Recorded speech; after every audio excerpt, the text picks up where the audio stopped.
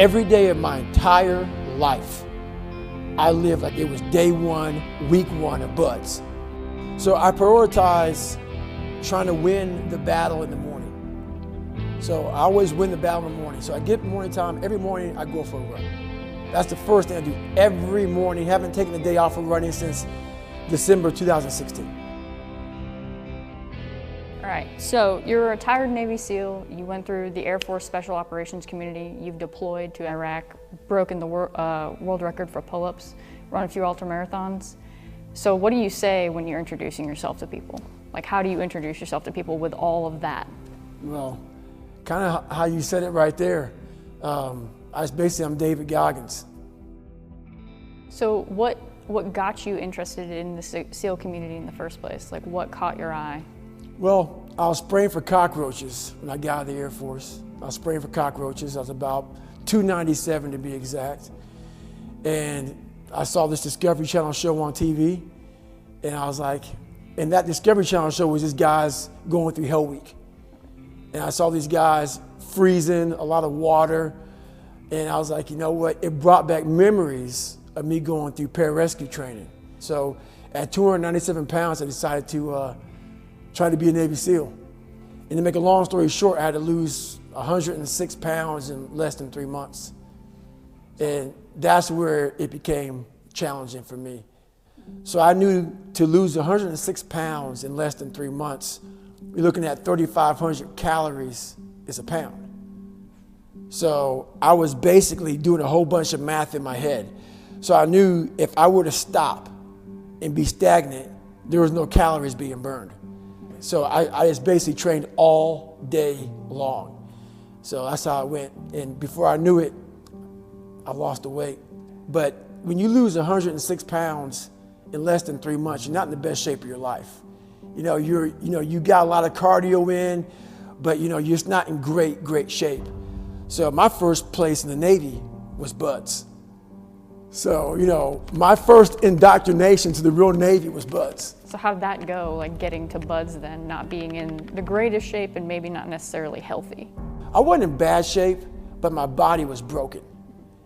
Because when you go from 297 to 191, in that time period, and you're running, you're starting to break yourself. So I broke myself before I even got into Navy SEAL training.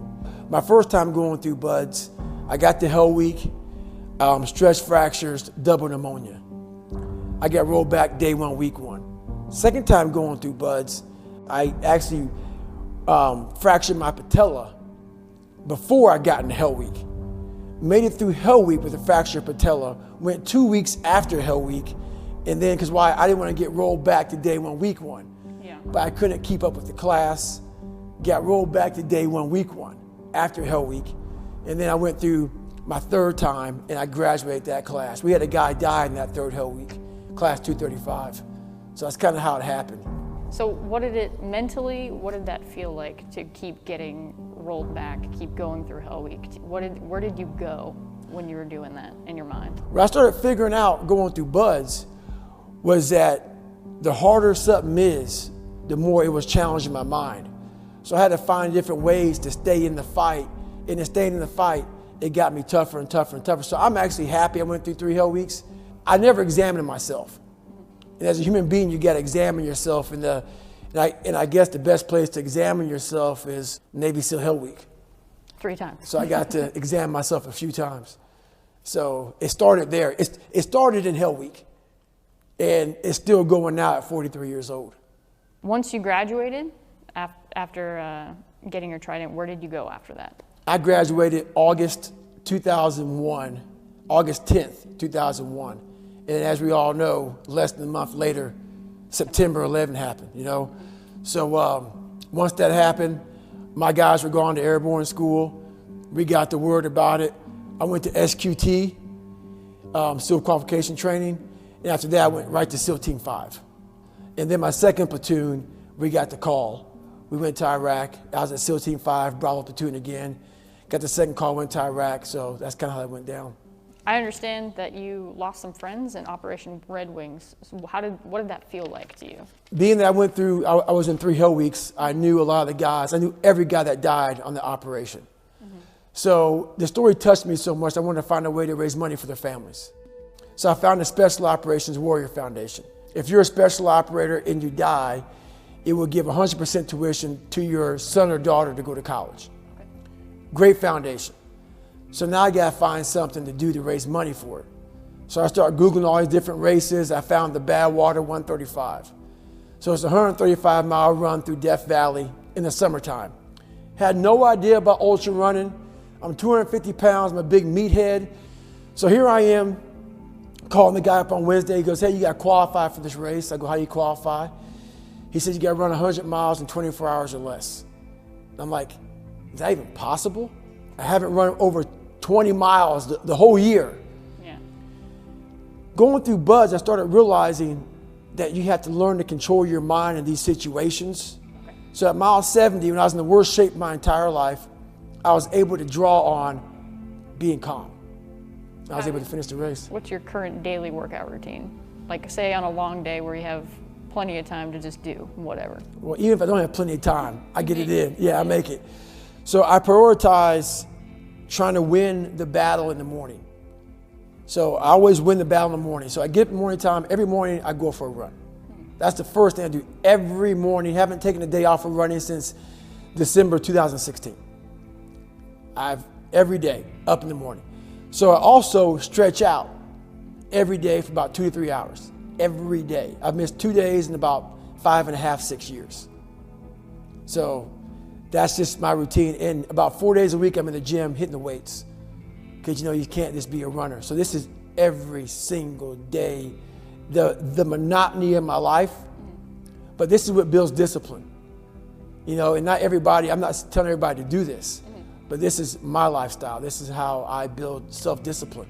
What are some of the most valuable things you learned in the Navy, be it about yourself or? You know what? Some of the most valuable things, a lot of people say teamwork and stuff like that. Teamwork is big. But I learned that you have to be a good individual first. You have to triple down on your weaknesses because a lot of times, like you always count on your buddy next to you to help you out. Sometimes that buddy's not going to be there. You got to make sure that you are a jack of all trades and a master of all trades. And that's one thing, you got to have your buddy's back, they got to have your back, but you got to work on yourself every single day. And that's one thing that the military has to really, really triple down on. It's something that we're missing nowadays a lot, is that total accountability of every day going back to boot camp in your mind. You may have grabbed, boot camp sucks. SEAL training sucks. All these things suck, and people are so happy to get out of it. But that's what makes you good. Remember how you were when you got out of boot camp? You're kind of all like robotic and locked in, and then it slowly goes away. You get comfortable. You start to sag a little bit, start to walk around. You start to lose that militant discipline. That's the one thing I learned not to do in the military, is the military teaches you these great codes, ethics, morals, values. You got to continue to work on those. Like everything, it's a muscle. You stop going to the gym, you stop running, you get weak. The military teaches you these great values of strength and honor and code and all these other things. But what we do is we don't keep up the discipline of all that stuff, and we lose it. So the one thing I learned is to not lose that thing, that boot camp, SEAL training, whatever you go to, whatever your A school is, whatever it is, keep that discipline up. That's the biggest thing.